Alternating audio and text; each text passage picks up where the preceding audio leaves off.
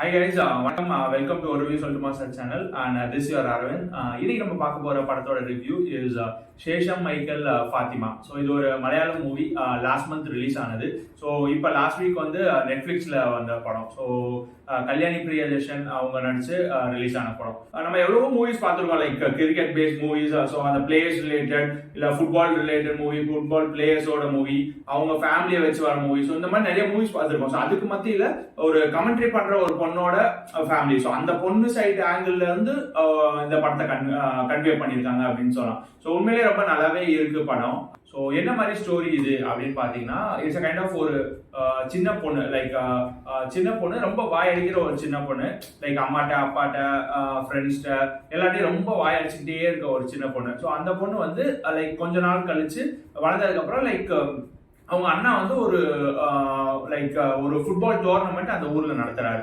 So அதுக்கு வந்து commentator தேடும் போது யாருமே கிடைக்கல. ஸோ அவர் வந்து அவர் தங்கச்சியவே கன்வின்ஸ் பண்ண ட்ரை பண்றாரு. ஸோ ஃபர்ஸ்ட் வந்து அந்த பொண்ணு வேணான்னு சொல்லுது. பட் கன்வின்ஸ் பண்ணதுக்கு அப்புறம் சரி ஓகே நான் வரேன் கமெண்டேட்டர் பண்ண அப்படின்னு சொல்லி கமெண்டேட்டரி பண்றது கூப்பிட்டு போறாங்க. ஸோ அங்க போய் அந்த பொண்ணு அந்த ஃபுட்பாலை பத்தி எப்படி சொல்லுது, ஸோ அதை எப்படிலாம் ஊர் மக்கள் என்ஜாய் பண்றாங்க, அவளுக்கே ஒரு செல்ஃப் கான்ஃபிடன்ஸ் வருது அதுக்கப்புறம் தான். ஸோ அதையே ஒரு ஆம்பிஷனா ஆக்க ட்ரை பண்றான். ஸோ அதுக்கப்புறமா லைக் வந்து தன்னோட ஆம்பிஷனே அதை ஆக்கி ஸோ அதை நோக்கி நடந்து போற ஒரு பொண்ணு.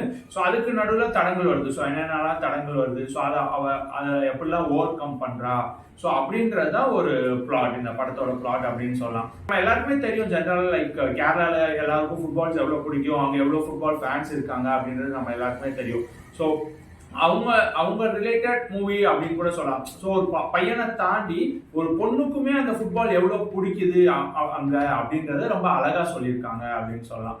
ஸோ வந்து அந்த ஸ்க்ரீன் பிளே வந்து லைக் பார்க்க போனோம்னா லைக் ஃபர்ஸ்ட் ஹாஃப் வந்து கொஞ்சம் ஸ்லோவாக தான் போகும் when it compared to second half. But second ஹாஃப்ல கொஞ்சம் அங்கங்க டிராக் பண்ண மாதிரி ஃபீல் ஆச்சு. மற்றபடி இதெல்லாம் தள்ளி வச்சுட்டு பார்த்தா படம் உண்மையிலே ரொம்ப நல்லா இருந்துச்சு அப்படின்னு சொல்லலாம். லைக் மியூசிக் ஆகட்டும், பிஜிஎம் ஆகட்டும், லைக் ரைட்டிங்ஸ், அந்த கமெண்ட்ரி லைன்ஸ்ல வர அந்த டயலாக்ஸ் ஆகட்டும், அதெல்லாம் ரொம்ப நல்லா இருந்துச்சு. அண்ட் மோரோவர் கல்யாணியோட ஆக்டிங் ஆகட்டும், அதெல்லாம் ரொம்பவே நல்லா இருந்துச்சு படத்துல. ஸோ அதெல்லாம் கண்டிப்பா பார்க்கலாம். லைக் எப்படின்னா லைக் ஒரு மாதிரி ஃபீல் குட் மூவி அப்படின்ற மாதிரி சொல்லலாம். ஃபீல் குட் மூவின்றதை தாண்டி ஒரு மாதிரி ஒரு பாசிட்டிவ் வைப்ஸ் அப்படின்னு சொல்லலாம்.